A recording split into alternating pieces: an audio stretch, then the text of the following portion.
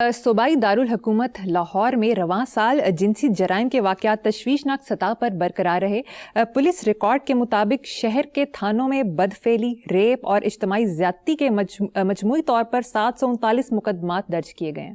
دیکھو، میں شاید نہیں، یقینی طور پہ میں پورے کانفیڈنس سے کہہ سکتا ہوں کہ میں وہ واحد احمق ہوں اس ملک میں جو مدتوں سے ایک ماتم کر رہا ہے، ہر اقتصادیات کی بات کرتا ہے، اور میں کب سے یہ بات آپ ہی کے پروگرام میں کتنی بار ریپیٹ کر چکا ہوں۔ اس ملک کا اصل مسئلہ اقتصادی نہیں، اخلاقی تباہی ہے، اور سچ یہ ہے کہ آپ کے ملک کا اقتصادی جو انہدام وہ اخلاقی انہدام کی وجہ سے۔ پاکستان کی اقتصادیات اگر ٹکے ٹوکری ہوئی ہے، معاشیات برباد، آپ کی معیشت برباد ہوئی ہے، اس کے پیچھے بھی اخلاقیات ہیں۔ جدوں لمبے کک بیک تے کمیشن پڑھن گے، حصہ بقدر جسہ، جس کی جتنی پہنچ ہے، رینج ہے، اس کے مطابق وہ لوٹ رہا ہے۔ کیڑی اقتصادیات کون سی؟ اس ملک کی اقتصادی تباہی کا 100% ذمہ دار ہماری اخلاقی تباہی ہے۔ دیکھو بات سنو، ماں باپ کو قتل کیا جا رہا ہے، کبھی سنا تھا بھائی کو مار رہا ہے، ماں باپ اولاد کو موت کے گھاٹ اتار کے خودکشیاں کر رہے ہیں۔ حالات نے لوگوں کو اب نارمل کر دیا ہے، نفسیاتی طور پہ ان کو ادھیڑ کے رکھ دیا ہے۔ نارمل لوگ بتدریج دولے شاہ کے چوہوں میں تبدیل ہو رہے ہیں۔ ان کے درمیان کوئی زیادتی نہیں ہے، کوئی ظلم نہیں ہے، کوئی دھوکہ نہیں ہے، کوئی فراڈ نہیں۔ آپ ایسے کرو، میں نے کیا تھا چند سال پہلے ڈاکٹرز ہاسپٹل سے، اس زمانے میں اس طرف سے آیا کرتا تھا، اب تو میں نکلتا ہی نہیں۔ تو پتہ نہیں مجھے کیا پاگل پن کا دورہ پڑا، پیچھے میں نے وہ جو بھی میرا بندے بیٹھے تھے، میں گاڑی خود چلاتا ہوں، تو میں نے اچھا کاغذ پینسل، میری عادت ہے وہ بال پوائنٹ اور یہ وہ گاڑی میں رکھتا ہوں، میں نے دیا، میں نے کہا بات سنو، نوٹ کرو۔ میں وہاں سے سیدھا نکلا، اپنی مین بولوارڈ پہ آیا، یہ سارا کراس کرتے کرتے ویپرا ٹاؤن کا چکر لگایا۔ تم یقین کرو، ریڈیو سے میں پوچھتا گیا، قیمتیں نہیں آپس میں ملتی، وہی چیز ہے، وہی منحوس بد شکلا کھڑا ہے۔ اب تو ان سے بھی کراہت آنے لگ گئی۔ پہلے نفرت جو لیڈرز کے ساتھ تھی، یہی لاتے ہیں۔ یہ جو آپ نے کہا ہے کہ یہ جرائم ہو رہے ہیں، وہ جرم سمجھتے ہی نہیں، ان چیزوں کو ختم ہو گیا ہے، حواس معطل ہو گئے ہیں۔ صحیح اور غلط کوئی اخلاقیات کو نہ، آپ کی اصل بربادی کا سبب، اور یہ اوپر سے آیا حکمران طبقہ، جسے ہم اشرافیہ، تو انہوں نے خیر کیا ہونا ہے، پتہ نہیں کن کی اولادیں ہیں یہ۔ گلیشیئرز جب اوپر سے پگھلتا ہے تو وہی پھر چشموں، ندیوں، نالوں، نہروں میں آتا ہے۔ اگر وہ گندا ہوگا، جس گلیشیئر سے وہ پانی آ رہا ہے، اگر وہی زہریلا، بدبودار اور غلیظ ہوگا، تو ندی نالیاں بھی، آپ کی ندیاں اور نالیاں بھی ایسی ہوں گی، آپ کی نہریں بھی گندی ہوں گی۔ یہ سمبولک بات کر رہا ہوں میں۔ جی تو بس ٹھیک ہے، یہ ہو جائے تو ٹاپ ہے، ہو جائے تو ٹو ہے، بس۔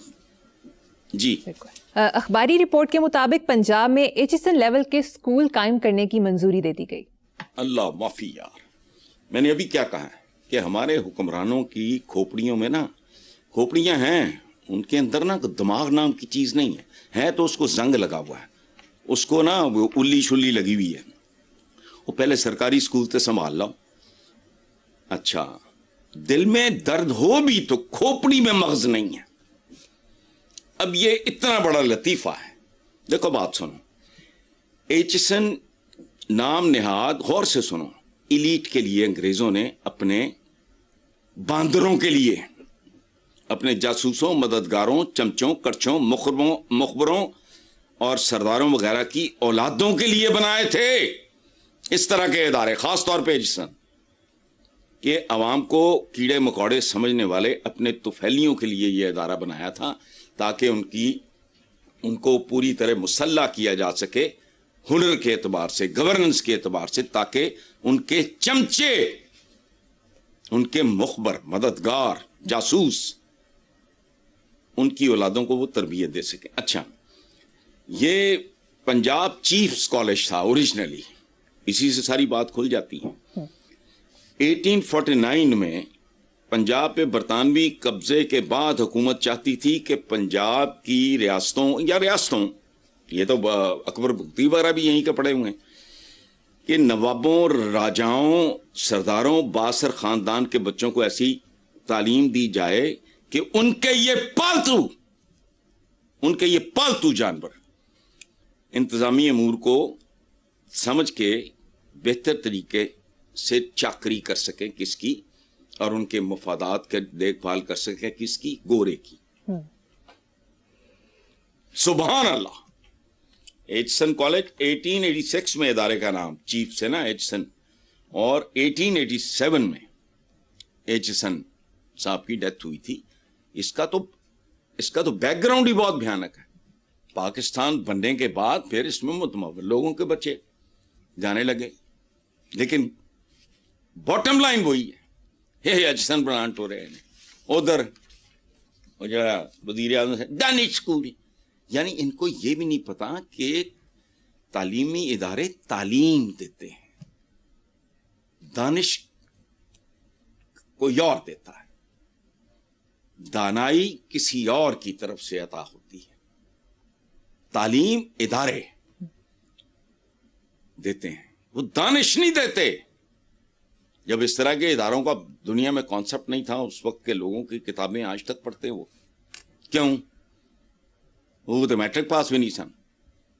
दानाई और चीज है, दानिश और चीज है, तालीम और चीज है. लेकिन अब जिनका अपना ही आगा पीछा कोई नहीं, जिनकी पुश्तों में को पढ़ा लिखा बंदा नहीं मिलता, उनको क्या पता इन बातों का. ये चीज़न बनाने तो रहे. अच्छा साहब, आगे चलते हैं. 2 दिन पहले गुजरपुरा लाहौर के इलाके में बेटे ने जायदाद के तनाज़े पर बाप को मौत के घाट उतार दिया. करोलपिंड के बिलाल ने अपने वालिद मोहम्मद अजीम पर अंधाधुंध फायरिंग कर दी. और एक दिन पहले शेखुपुरा के इलाके कोट अब्दुल मालिक में जायदाद के तनाज़े पर बाप ने फायरिंग करके बेटे को कत्ल और बहू को जख्मी कर दिया. हसन साहब, ये माशरे को हो क्या गया है? आए रोज इतनी मनहूस खबरें आ रही हैं. कल के अखबारों में रिपोर्ट हुआ था कि एयर कंडीशनर ना, मतलब बाप ने रोका चलाने से, बेटे ने बाप को गोली मार दी एंड ही डाइड. ये भी नहीं कहते बांच लगी, लच लगी, अब बेहोरी फुड़क गए. कल के अखबारों में देख लो, कौम का बाप, बाबाए कौम, उसके 3 लफ्जों की लाज रख लेते हैं. यूनिटी, फेथ, डिसिप्लिन, वो भी नहीं. कौन लोग हो? हमने कभी कौम के बाप की नहीं सुनी, तो आम बापों के साथ यही कुछ होगा. तो कौम दे प्यो दी नहीं सुनी तो प्यो नू मारो. और ये एक नहीं, इस तरह की बेशुमार खबरें रूटीन में आती हैं. तो मैंने कल पढ़ी है, बाप ने कहा ऐसी ना चला, रोटी पूरी नहीं हो रही होगी, वो बेगैरत बैठा होगा, तो प्यो नहीं ठोक देता. सब एक दूसरे ने ठोक